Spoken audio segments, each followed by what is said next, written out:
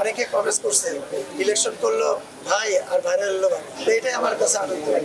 ঠিক আছে, last 2 years বা লাস্ট 6 ইয়ার্স যে পরিমাণে কাজ করেছি ও ভিজুয়ালি দেখেছে, কখনো কাছে এসে কোনোদিন দেখে না যে আমি কি করছি। শুধু ঘর থেকেই জানি জয় এফডিসিতে যাই, জয় সমিতির জন্য এখানে যাচ্ছে, জয় রাতে 3টার সময় ফোন দিলে দৌড়াচ্ছে, এ মারা গেছে হসপিটাল, কিন্তু ও যে আসলে আমি মাঠে কি কাজ করি এ কখনো উপভোগ করতে পারে না। লাস্ট 1 মান্থ যখন ও দেখলো যে আমার মেম্বাররা, আমার ভাই বোনেরা আমাকে কতটা ভালোবাসে, কতটা লাভ করে, তখনও মনে করলো যে না সিরিয়াসলি ও নিশ্চয়ই কোনো না কোনো কাজ করছে যার জন্য ওকে এত ভালোবাসে। সেক্ষেত্রে ও চিন্তা করলো যে না আমি একটু তাহলে ওর সঙ্গে কানেক্ট থাকি। এই যখনই আসে ইন্ডাস্ট্রিতে, যখনই ঢোকে, তখনই আমার মেয়ে মেম্বার যারা আছেন, আমার আপুরা যারা আছেন, তাকে ওরা বুস্ট আপ করা শুরু করলো, তুমি থাকো তুমি থাকো, তুমি এই করবা সেই করবা। তখন মজা পাইতে শুরু করলো। ইলেকশন মনে হচ্ছে আমি করিনি, ইলেকশন ওই করছে, এমন একটা অবস্থা। তা যাই হোক, অনেকে কমেন্ট করছে ইলেকশন করলো ভাই আর ভাইরাল হলো ভাই, তো যাই হোক এগুলো আমরা করি আর হাসি আর কি।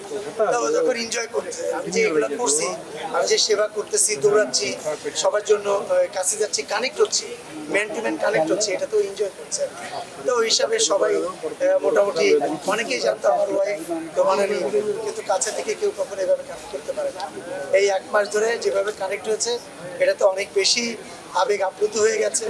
ও কখনো বলে যে তুমি 100% তুমি পাস করো, তোমাকে ঠেকাতে হবে না। আবার বলে জয় এবার মনে একটা দুর্ঘটনা, আমি কোন দিকে যাবো, আমার একখানে বলে এটা, একখানে বলে এটা। কারণ আমার তো একটা আত্মবিশ্বাস আছে যে আমি কি করেছি, আমাকে যত কষ্ট হয় কত এতটা কষ্ট আমাকে তারা দিবে না। কারণ এই 8 বছর আমি কি না করি তাদের জন্য, কোনো না কোনো জায়গায় আমার জন্য একটা জায়গা তারা রেখেছে। এটা আমার আত্মবিশ্বাস ছিল, এবং আমি যতবার দাঁড়িয়েছি ততবার পাশ করেছি, এটা আমার একটা আত্মবিশ্বাস ছিল। ওনারা আমাকে কখনো ওনাদের কাছ থেকে সরাবে না, ওনাদের কাছেই রাখবে।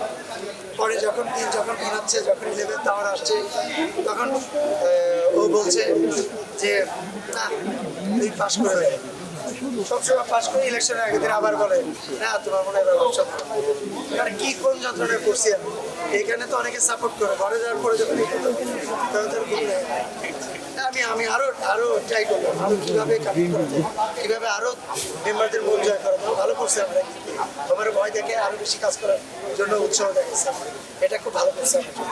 ও যদি আমাকে প্রথমে বলতো তুই তো পাস করে দেবো, আমি হয়তো সকাল 10টায় না আসা বিকেল 4টায় আসতাম। এটা আমার জন্য অনেক কাজে দিয়েছে। ও আমার ওয়াইফ হিসাবে আমাকে অনেক সাপোর্ট করেছে। আমি তো পাস করে যখন বেরোলাম, প্রথমে ভিতর থেকে মুক্তি আপু বললো যে আমি জানতাম তুমি পাস করবা, আমার ছোটো হিসাবে আমি অনেক হ্যাপি। বের হওয়ার পরে বলতেছে আমি জানতাম সবাই পাস করবা, কাল পর্যন্ত কেউ জানে না আমি পাস করবো, আজকে সবাই আমি জানতে পাস করবো। তো এটাই আমার কাছে আনন্দ। ঠিক আছে, আমার ভালোবাসা, আমি অনেক হ্যাপি আছি। আমি সবাইকে বলছি, আমার ভালোবাসার মানুষ যারা, সবাইকে বলছি যে আমি আপনাদের কাছে ঋণী। আপনারা আমাকে ঋণী করে দিয়েছেন, আমি রক্তের শেষ বিন্দু পর্যন্ত ট্রাই করে যাবো আপনাদের পাশে থেকে। ও ফুলফিলভাবে বিলিভ করতে পারছে যে আসলে মানুষের জন্য কাজ করতে গেলে কখনো অল্প কাজ করা উচিত না, মন খুলে কাজ করা উচিত। কারণ মন খুলে না কাজ করলে আপনাকে হ্যাপি করা কখনো সম্ভব না, আমার মেম্বারকে হ্যাপি করা সম্ভব না।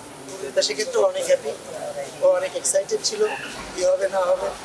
জিতার পর থেকে এখন ঠিক করে আছে। চাচু মিডিয়ার মাধ্যমে, লোক মাধ্যমে আমাকে দোয়া দিয়েছে, আমাকে সাপোর্ট করেছে, ভালোবাসা দিয়েছে। যেহেতু তাকে নিয়ে, তার হাত ধরেই আমি আজকে জয় চৌধুরী। সো সেক্ষেত্রে তার দোয়া তো সবসময় আমার পাশে থাকবেই, তার প্রতি আমার অনেক বেশি শ্রদ্ধা থাকবে, এটাই বাস্তব। একটা জিনিস বলি আপনাকে, যখন একটা পরিবার গঠন করা হয়, যখন সে ধরেন আপনি যুদ্ধে নামছেন 100 জন সৈন্য নিয়ে, কার বিরুদ্ধে যুদ্ধ করতেছেন? আপনার অপোনেন্ট পার্টির জন্য যুদ্ধ করতেছেন।